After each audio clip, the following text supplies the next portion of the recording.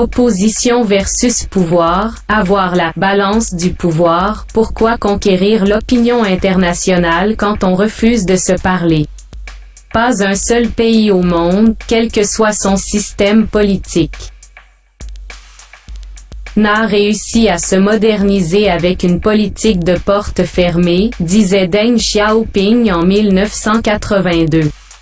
Dans le monde globalisé d'aujourd'hui, cette affirmation de celui qui fut surnommé le petit timonier a valeur de vérité absolue. Parce qu'aucun pays ne peut vivre en autarcie. Il paraît indispensable pour les gouvernants et les gouvernés d'un État donné de chercher l'appui, voire le secours d'autres États surtout en temps de crise. Fort de cette considération, il est normal qu'Haïti, voix discordante dans le concert des nations, cherche de l'aide étrangère pour tenter de mettre fin à la cacophonie répétitive qui existe dans son esprit. Ce n'est pas un mal si le thé qui guérit le malade vient de chez le voisin. Depuis que la crise s'est envenimée, notamment après le chambardement raté du 7 février 2021, l'opposition et le pouvoir en place tentent d'assurer une présence marquée dans les médias internationaux. Entre dénonciation et accusation, le linge sale se lave chez le blanc que chacun des deux camps essaie d'influencer le jugement. Le temps est, semble-t-il, à la conquête de l'opinion internationale. Pourquoi?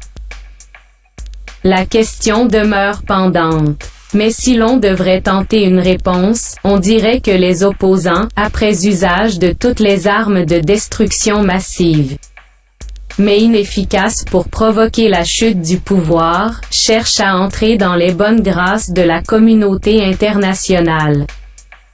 Que l'administration Moïse Joute pour sa part veut se laver de quelques péchés qui lui sont attribués à tort ou à raison.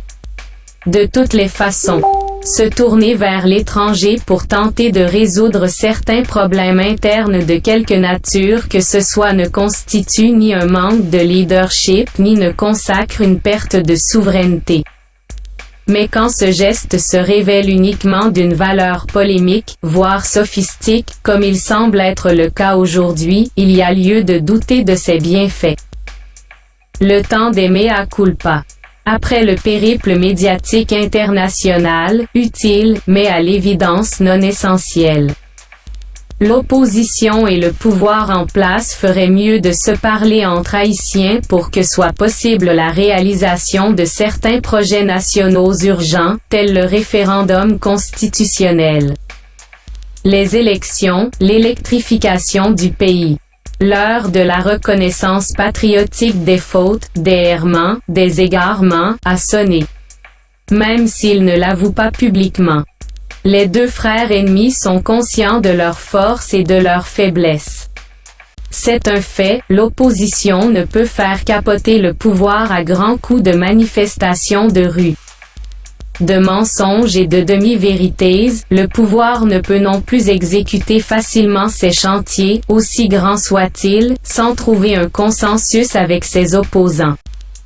Puisque jusqu'à ce jour aucun État n'est parvenu à établir un système parfaitement autarcique, l'opposition aussi bien que le régime en place peuvent prendre la communauté internationale à témoin. L'inviter à jouer les arbitres, mais il n'en demeure pas moins que la solution à la crise doit être haïtienne. Il est beau d'être invité ou de s'inviter sur le plateau des grands médias étrangers, mais en hors de la table haïtienne de discussion, point de salut. Haïti, mesdames et messieurs, Méga Média.